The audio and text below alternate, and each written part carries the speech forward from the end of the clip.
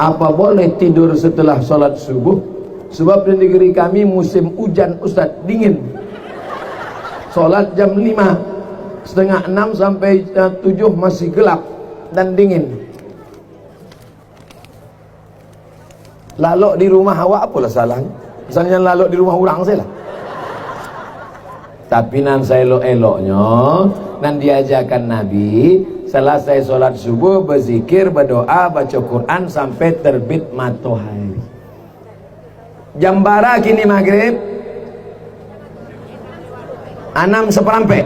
Maka awak di masjid berzikir sampai jam 6:15. Mudah caranya. Beko kalau maghribnya 6:30 maka di masjid juga sampai jam 6:30. Kalau maghribnya kini jam 6:15 maka di masjid subuh sampai jam 6:15 salat isyraq. Habis duduk di masjid berzikir, baca Quran, berdoa, berzikir, baca Quran, berdoa. Tasbih 1000, alhamdulillah 1000, Allahu Akbar 1000, istighfar 1000, salawat 1000, baca Quran, baca Yasin. 6:15 usolli sunnatal isyraq rakaat ini lillahi ta'ala, baru pulang ke rumah. Itu yang paling rancak. Tapi kalau ada orang habis sholat subuh laloknya ndak ba'a. Cuma kecek beberapa dokter, kalau terlalu sering tidur setelah subuh nanti terkena stroke ringan. Keceknya stroke ringan. Nauzubillah. Bagaimana cara mengatasi rasa marah yang terlalu tinggi, Pak Ustadz? Kalau marah sedang berdiri, duduk. Kalau marah sedang duduk, baring. Marah itu gejolak api neraka, padamkan dengan air wudu. Siram dengan air wudu. Sudah wudu ndak jauh padam, mandi. Mandi ya. Ndak jauh padam, masuk ke lawi. Insya Allah bukan cuma marahnya hilang, urangnya hilang sekalian.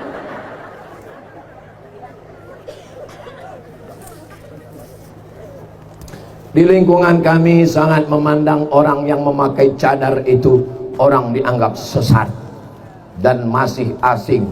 Tolong jelaskan Pak Ustadz. Istri Nabi Muhammad pakai cadar.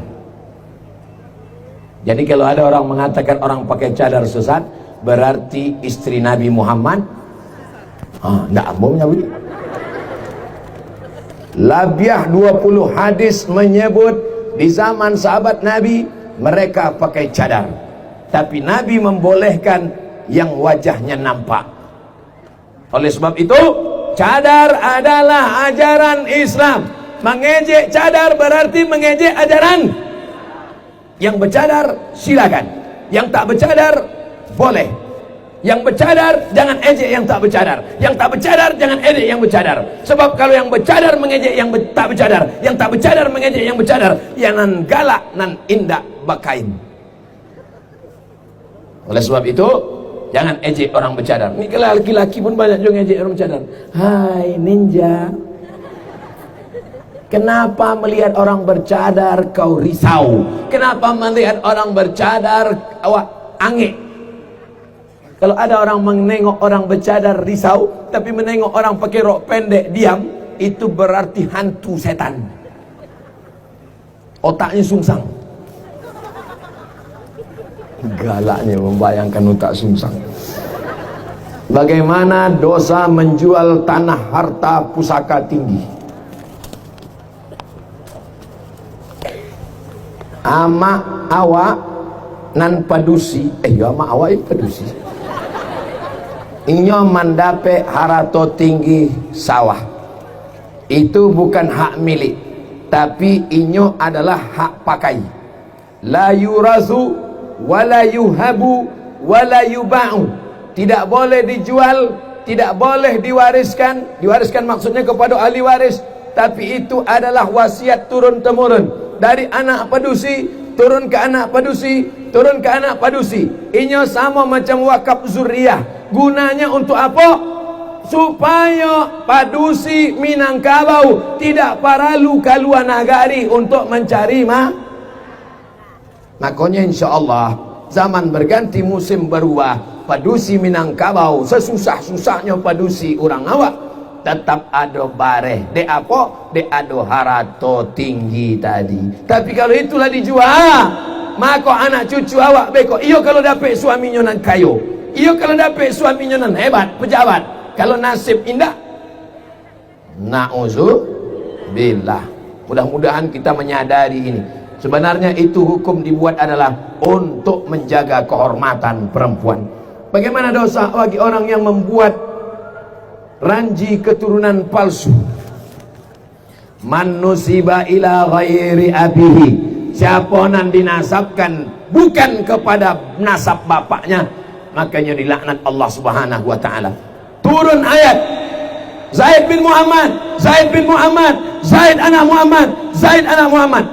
Turun ayat, ud'uhum li abaihim, panggil mereka menurut nasab bapaknya.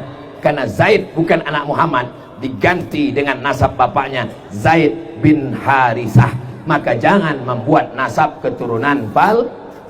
Kertas terakhir, Basawa Abi Karatehiko, awak sama-sama membaca doa. Bolehkah masjid itu diwariskan? Masjid tanah wakaf.